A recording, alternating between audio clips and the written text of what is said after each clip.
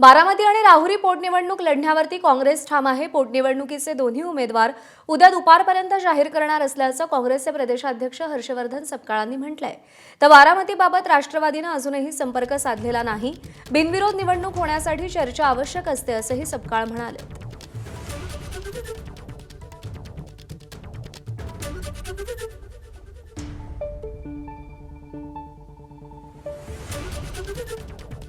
आम्ही या संदर्भामध्ये राष्ट्रवादी शरदचंद्र पवार गटाचे जे प्रदेशाध्यक्ष आहे शिंदेसाहेब यांच्याशी ही आमची भावना त्यांना कळवलेली आहे आणि त्यानुसार आज रोजी या संदर्भामध्ये चर्चा जरी सुरू असली तरी पक्षांनी दोन्ही ठिकाणी आपले उमेदवाराची चाचपणी केलेली आहे त्यांच्या आणि उद्यापर्यंत उमेदवाराचं नाव देखील आमच्या काँग्रेस पक्षाच्या वतीनं हे अंतिम आम्ही त्या ठिकाणी करणार आहोत।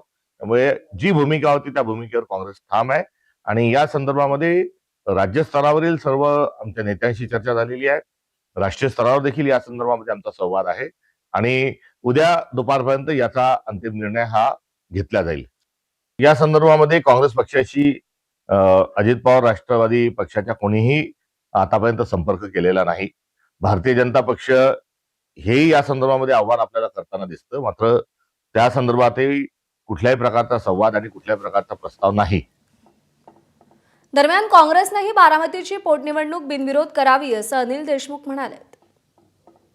आता प्रश्न राहिला बाकी पक्षाचा। काँग्रेसच्या बाबतीत काहीतरी मधात बातम्या आल्या होत्या, पण मला असं वाटतं की माझं वैयक्तिक मत आहे की अजितदादांनी अनेक वर्ष काँग्रेस, राष्ट्रवादी, शिवसेना या सर्व महाविकास आघाडीमध्ये अतिशय चांगल्या पद्धतीने सर्वांनी त्याबरोबर एकत्र राहून काम केलं।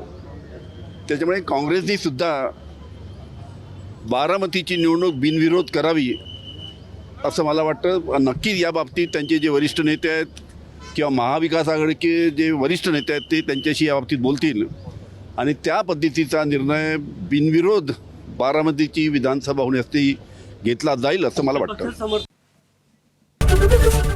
एबीपी माझा, उघडा डोळे बघा नीट।